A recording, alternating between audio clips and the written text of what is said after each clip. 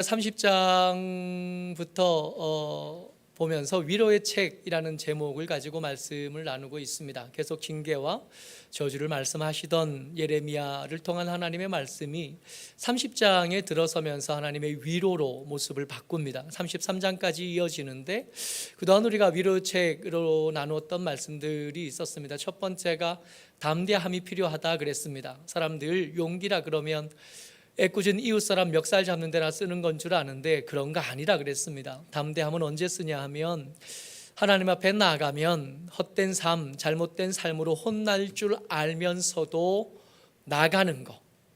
그 앞에 나가면 책망받을 줄 알고 그 앞에 나가면 부끄러움을 다 드러내야 될 줄 알면서도 나가는 거. 그때 필요한 게 담대함 이라 그랬습니다. 두 번째가 눈부시게 살아야 될 이유 그랬어요. 하나님께서 위로하시면서 위로를 말씀하시면서 꿈꾸시는 거, 회복된 다음에 일어날 일들을 말씀하시는데 그 내용들을 차분히 살펴보니까 우리가 예배 드리려고 아침에 치렀던 그 부산스러움들이 하나님의 위로하시면서 나타날 일들이라는 것을 우리가 알게 된 겁니다. 파수꾼이 있는데 이 파수꾼이 전쟁을 알리는 파수꾼이 아니라 아침을 깨워서 얼른 시온으로 올라가라, 예배할 시간이다 말하는 역할로 바꾼다 그랬어요. 바뀌어진다 그랬어요. 아침에 얼른 일어나라 라고 부르던 엄마의 목소리가 떠오르는 거죠. 그러니까 우리가 눈부시게 살아야 되는데 왜 그래야 되냐면 어떤 사람에게는 꿈꾸는 것 같은 그런 일들이 오늘 아침에 아무렇지도 않게 우리가 누렸던 일상들이 하나님께서 위로하시겠다 말씀하시면서 꿈꾸는 것들이었다는 겁니다. 하루도 헛되이 살 수 없고 하루도 함부로 살 수는 없는 거지요. 하나님의 위로를 받았으니 하나님의 일하심의 열매로 얻은 이 날을 그냥 원망하거나 불평하거나 하면서 보내기에는 지나치게 아름다운 날이고 지나치게 귀한 날인 겁니다. 그리고 오늘 세 번째 이야기를 나눌 건데 이 세 번째 이야기의 제목이 전능자의 통증입니다. 1921년에 김동인 씨가 창조라는 동인지에 발표한 소설입니다. 뱃다라기예요. 이 뱃다라기는 평양 그 위쪽에 전해려오는 민요가 뱃다라기랍니다. 평양에서 저자가 뱃다라기를 구수하게 부르는 한 남자, 뱃사람인 듯한 한 남자를 만나는데 그 소리에 이끌려서 그 사람과 이야기를 나누기 시작해요.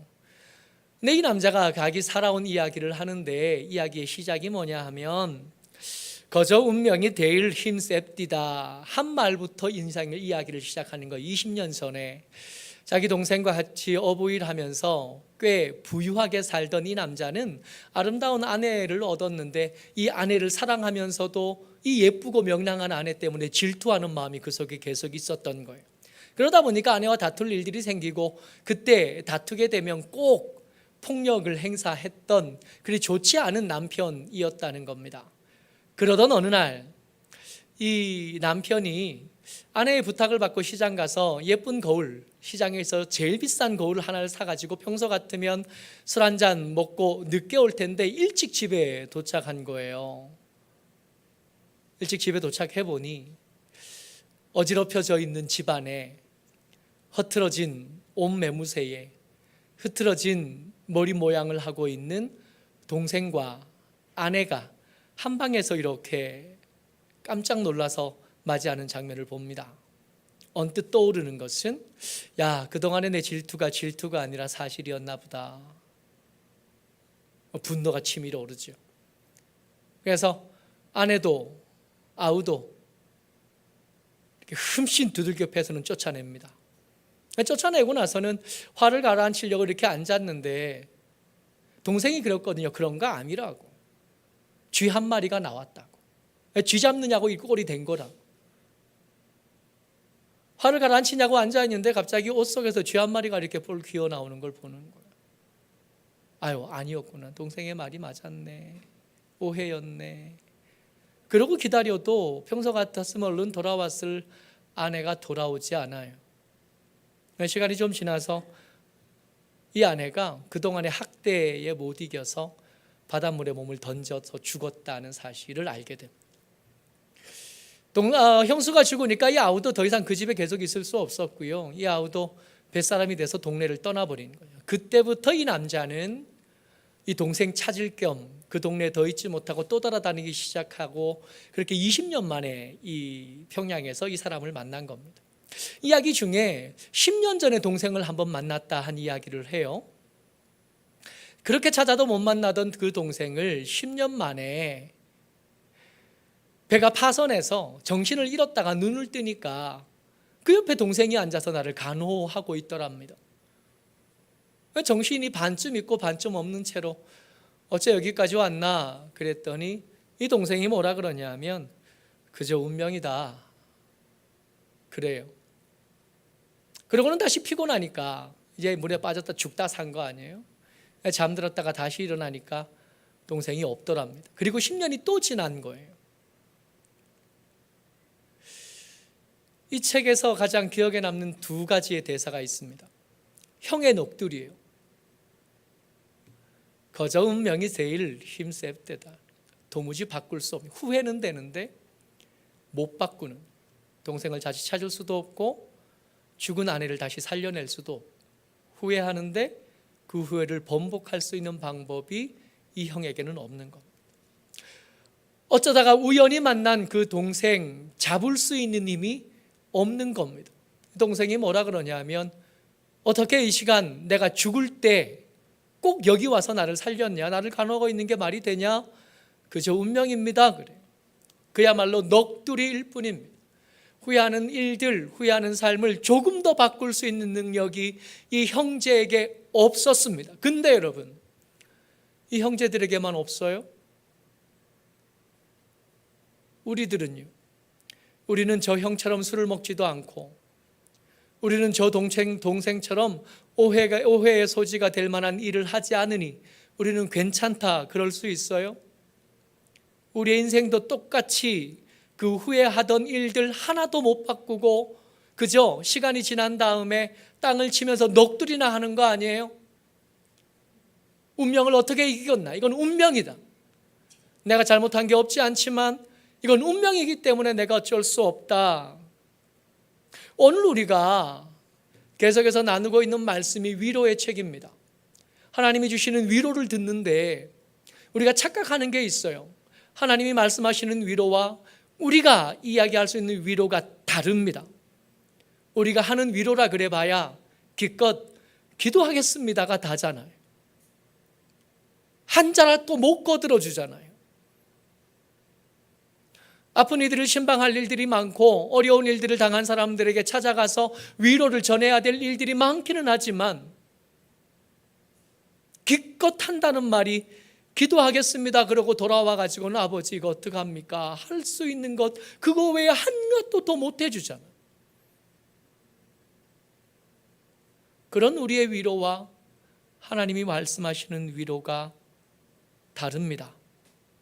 사람들은 운명을 바꿀 수 없지만 하나님의 위로는 운명을 바꿉니다. 운명을 바꾸시는 하나님의 위로 이야기를 하고 있는 겁니다.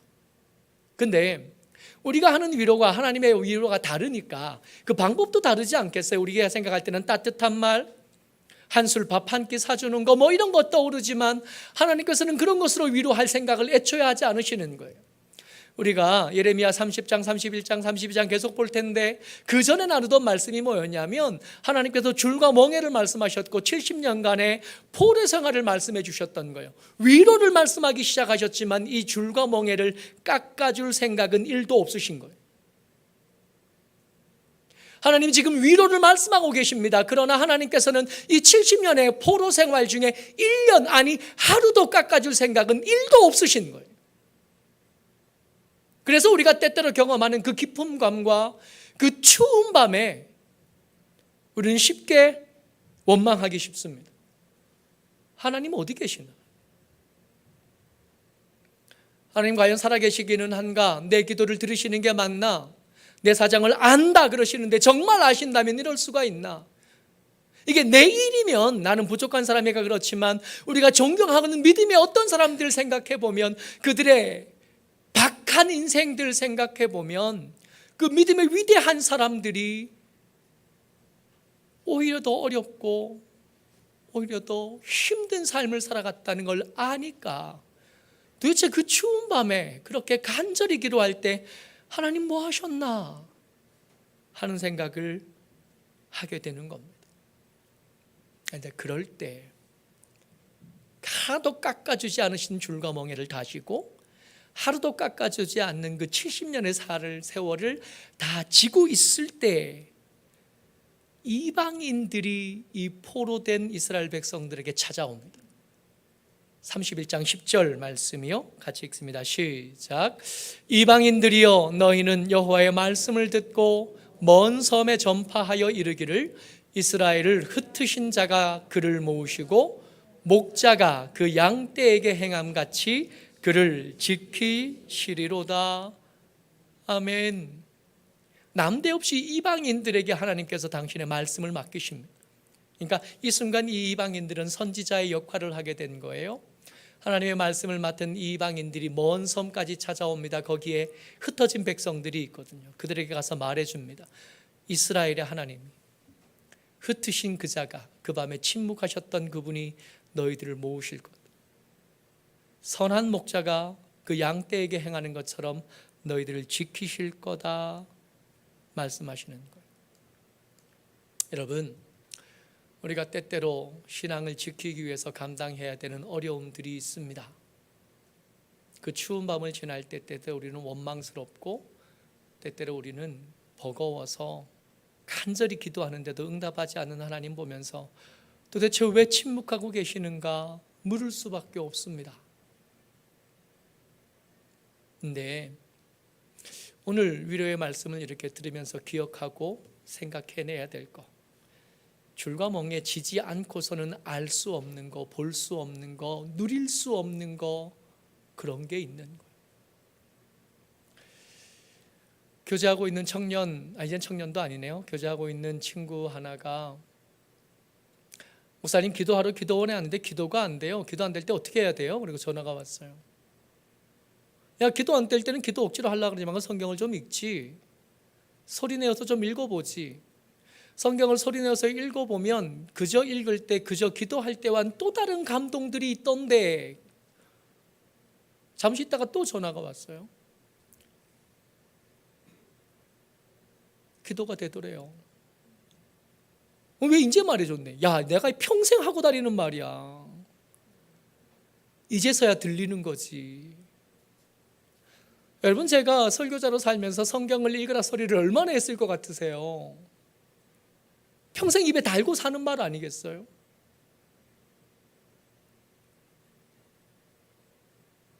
그 줄과 멍에를 지지 않을 때는 안 들리던 소리, 그 낮은 자리에 내려가기 전까지는 들리지 않고 보이지 않던 것들이 있었던 겁니다. 거기 가서 보니까 그 밤에 하나님께서 침묵하셨는데 사실은 하나님께서 아무것도 하지 않던 그 밤에 하나님은 다시 모으실 준비, 다시 지키실 준비, 그것들로 분주하셨던 겁니다. 거기 가서야 알았네. 31장 18절 말씀입니다. 19절까지 같이 읽어요. 시작. 에브라임이 스스로 탄식함을 내가 분명히 들었노니 주께서 나를 징벌하심에 멍에에 익숙하지 못한 송아지 같은 내가 징벌을 받았나이다. 주는 나의 하나님 여호와이시니 나를 이끌어 돌이키소서. 그리하시면 내가 돌아오겠나이다. 내가 돌이킨 후에 뉘우쳤고 내가 교훈을 받은 후에 내 볼기를 쳤사오니 이는 어렸을 때의 치욕을 짐으로 부끄럽고 욕됨이니이다 하도다. 그동안 하나님의 사람 선지자들을 그렇게 소비해 가시면서 그 선지자들을 그 사람들 앞에 가서 죽어가고 그 선지자들 그 앞에 가서 치욕을 당할 때도 그렇게 멈추지 않고 계속 보내셨던 하나님이 하셨던 그 말씀 하나도 안 들렸다. 나는 반듯하게 사는데 하나님이 매몰차셨고 나는 최선을 다해 살았는데 하나님은 내게 게으르셨고 침묵하셨다 생각했던 것. 근데 그 멍에를 지고 보니까, 그 70년의 포로 생활을 살다 보니까 알겠다고요. 그때 내가 어렸다. 그때 내 삶이 부끄러웠다. 그때 내 삶이 치욕스러웠다는 걸 그제서야 아는 것. 그때는 몰랐던. 줄과 멍에가 우리에게는 참 싫고 무겁고 어렵고 피해야 될 것인데, 이 말씀은 이렇게 읽고 보니까 정말 나를 사랑하는 하나님은 어쩌면 내게 돈 한 보따리보다, 좀 더 좋은 시험의 성적보다, 우리의 삶을 형통하게 하시는 그 능력의 선보다 더 간절하게 줄과 멍에를 꼭 주셔야만 했던 것. 오늘 설교의 제목이 적는 자의 통증입니다. 그리고 그 적는 자의 통증이 운명을 바꿉니다. 하나님께서 그동안 이 선지자들이 죽어가고, 특히 예레미야는 하나님 못하겠습니다 그러잖아요. 지켜주신다는 말씀 믿고 갔는데 신나게 두들겨 맞고 돌아왔잖아요. 하나님 함께 하신다는 말씀 듣고 갔는데 물 없는 우물에 갇히고 온갖 순환과 고초를 다 당한 사람이 예레미야거든. 그런 사람 설득해 가면서 보내셨던 하나님의 마음, 하나님의 그 심정이 기록되어집니다. 31장 20절 말씀이요. 같이 읽어요. 시작. 에브라임은 나의 사랑하는 아들, 기뻐하는 자식이 아니냐. 내가 그를 책망하여 말할 때마다 깊이 생각하노라. 그러므로 그를 위하여 내 창자가 들끓으니 내가 반드시 그를 불쌍히 여기리라. 여호와의 말씀이니라. 하나님 말씀하실 때 한 번도 그냥 시건하신 적이 없으시대요. 한 번도 그렇게 아무렇게나 말씀하신 적 없으시대요. 저희 형이 연애할 때 옆에서 이렇게 지켜보니까 저희 형이 저보다 글을 잘 쓰거든요. 시도 쓰고 그림도 그리고 그래요. 이 사람이 연애하면서 편지를 쓰는데, 연애 편지를 쓰는데 옆에다 국어 사전을 갖다 놓고 써요. 이게 적당한 단어를 찾는데 그 단어 하나가 고민이 되는 거야. 내 이 뜨거운 사랑을 표현하는데 더 좋은 단어가 없을까 고민하는. 하나님이 그러셨대요. 하나님이 그 사랑하는 아들, 그런데 말은 쥐지리도 안 들어먹는 이 아들, 아무리 큰 소리로 말해도 못 알아먹고, 아무리 친근하게 가까이 귓속말로 말해도 못 알아듣고 안 듣는 이 사람들에게 말하는데, 말할 때마다 깊이 생각하고 말씀하시는. 혹시 이 말이, 이 단어가 그 마음에 상처가 될까 고민하셨다는 겁니다. 혹시 이 말이, 이 단어가 저에게 부담스러울까 봐, 그래서 더 못 올까 봐 고민하셨다는. 단어를 찾는데 고민해서 찾고 심사숙고해서 찾고 하나하나 고민하면서 그 말들을 쓰신 거예요. 근데 그렇게 쓴다고 해도 그게 책망의 말씀인 것은 바뀌지 않는 거잖아요. 아무리 좋은 말로 써도 그게 책망인 것은 어쩔 수 없는 건데, 그 책망의 말을 좋은 단어를 선택해서 쓰시면서 그 아버지의 마음이 들끓었대요. 내 창자가 들끓었대요. 애가 다른 거예요. 근데 여러분, 낯선 것 같은 이 말씀 우리에게는 굉장히 생각보다 익숙한 겁니다. 하나님이 아프셨다 그러죠. 설교의 제목처럼 하나님은 전능하신 하나님 아니셔요? 전능하다와 통증을 느끼다가 어떻게 연결될 수 있지요? 불가능한 것 아니에요? 전능한데 어떻게 아파요? 전능한데 어떻게 아플 수 있습니까? 하나님 분명히 말씀하셔요. 내가 그때 아팠다고. 내 창자가 끊어지는 것 같았다고. 근데 사실은 이 전능자의 통증은 여기가 클라이막스가 아닙니다. 진짜 클라이막스는 따로 있어요. 같이 읽습니다. 시작. 제9시에 예수께서 크게 소리 지르시되 엘리 엘리 라마 샤박다니 하시니, 이를 번역하면 나의 하나님 나의 하나님 어찌하여 나를 버리셨나이까 하는 뜻이라. 예수님께서 아프셨대요. 그런데 그 몸에 아픈 것보다 더 아픈 건 이렇게 하나님께, 내 아버지께 버림받으시는 것이 아프셨던 거예요. 근데 여러분, 버림받은 아들이 아팠을까요? 더 아팠을까요? 아니면 버린 아비가 더 아팠을까요? 아들이 어찌하여 나를 버리십니까? 하는데 그 부르짖음에 대답할 수 없는 아버지, 그 간절한 부르심에 대답하지 않아야 되는 아버지, 십자가에 매달린 예수님과 십자가의 아들을 매달은 하나님, 누구 마음이 더 아픈 거예요?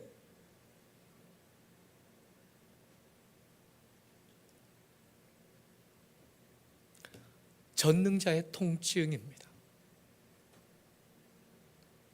이 통증으로 우리의 운명을 바꿨어요. 그냥 넋두리밖에 못하는 우리, 그저 후회하고 그때 그럴 걸 그러고 흩어지고 쓰러졌어야 될 우리의 운명을 바꾸시기 위해서 전능자가 기꺼이 통증을 자처하신,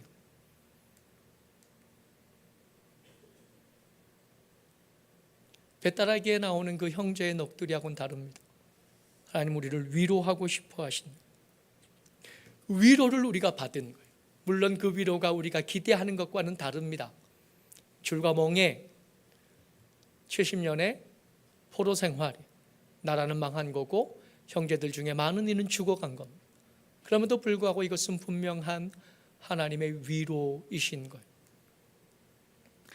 설교 제목을 두 가지를 두고 마지막까지 고민했었습니다. 전능자의 통증으로 할까, 선지자의 단잠으로 할까. 마지막 꼭지 한 번 더 살펴봅니다. 31장 23절부터 좀 길게 읽습니다. 26절까지. 31장 23절부터 26절까지 같이 읽습니다. 시작. 만군의 여호와 이스라엘의 하나님께서 이와 같이 말씀하시니라.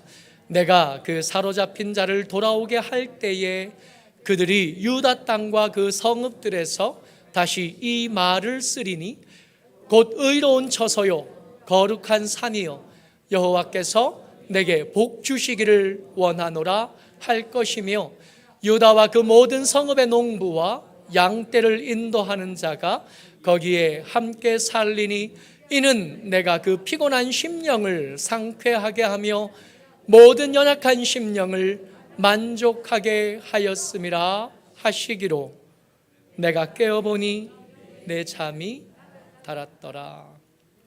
예레미야는 이스라엘이 멸망하는 때, 그 멸망하는 것을 옆에서 지켜본 선지자입니다. 그래서 그의 입술로 전할 수 있는 말은 끊임없는 징계와 저주와 멸망의 말밖에 없었어요.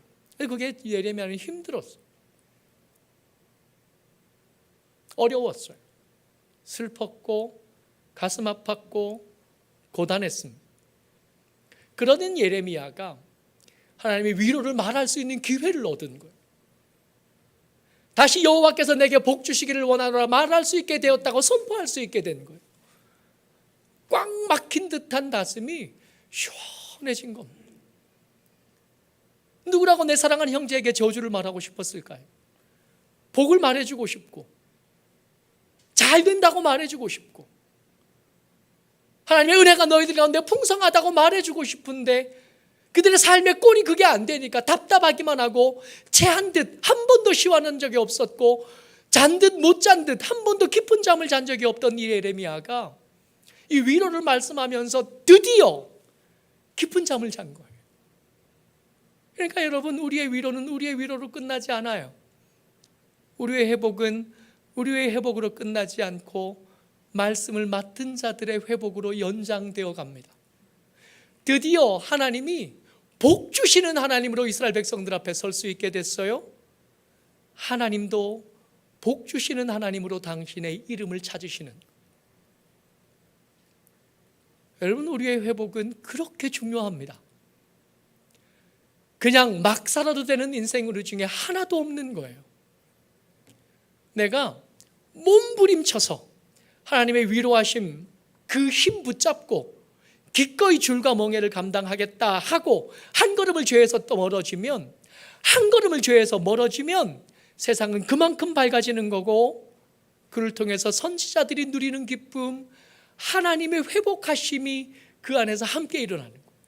여러분, 우리가 거룩하게 살자, 경건하게 살자 하지만 여러분, 경건하게 산다고 해서 우리의 삶이 그렇게 막 바뀔 것 같아요? 기껏 해야 말 좀 조심하는 거 아니겠어요? 기껏해야 표정 좀 조심하는 거 아니겠어요? 갑자기 내가 깨끗하게 살겠다고 결단하고 작심하고 나면 갑자기 우리가 순교자가 될 것 같아요? 아닙니다. 정말 사소한 것 하나를 시작하게 될 거예요. 정말 아무것도 아닌 거, 돈도 그렇게 많이 들지 않는 거, 말 한마디 조심하게 하고, 말 한마디 조금 따뜻하게 하기 시작하고, 표정을 좀 더 부드럽게 하기 시작하고, 서둘러 하던 걸 조금 양보할 줄 알게 되고, 나만 귀한 줄 알다가 옆에 사람도 귀한 줄 알게 되고, 뭐 이런 것들일 겁니다. 그야말로 사소한 걸 거고 별거 아닌 것들인데, 그 사소한 것 하나로 죄에서 그만큼 멀어지면, 이기심에서 그만큼 멀어지면 우리에게서 회복이 시작될 뿐만 아니라 그게 선지자에게는 단잠이 되고 하나님의 회복까지 연결되어지는 겁니다. 그러니 좀 해볼 만하지 않아요? 그러니 더 이상 못한다고 고집 피우고 뻗대기에는 좀 민망한 거 아니겠어요? 어쩌록 저와 여러분들이 작은 걸음이지만 한 걸음을 죄에서 멀어지는 그 걸음을 걷는 힘이 있는 여러분과 저, 우리 모두가 되시기를 주의 이름으로 축복합니다. 이 시간 우리 한번 같이 기도했으면 좋겠어요. 기도할 때 하나님, 우리에게 담대함을 허락하여 주옵소서. 이 담대함을 가지고 죄와 멀어지게 하시고, 이 담대함을 가지고 경건함으로 가까워지게 하여 주옵소서. 이 담대함을 우리에게 허락하여 주셔서 이 회복을 향한 이 귀하고 아름다운 걸음, 사소한 것처럼 보이지만 이 위대한 걸음을 걷게 하여 주옵소서. 이 시간 우리 같이 한번 기도합니다.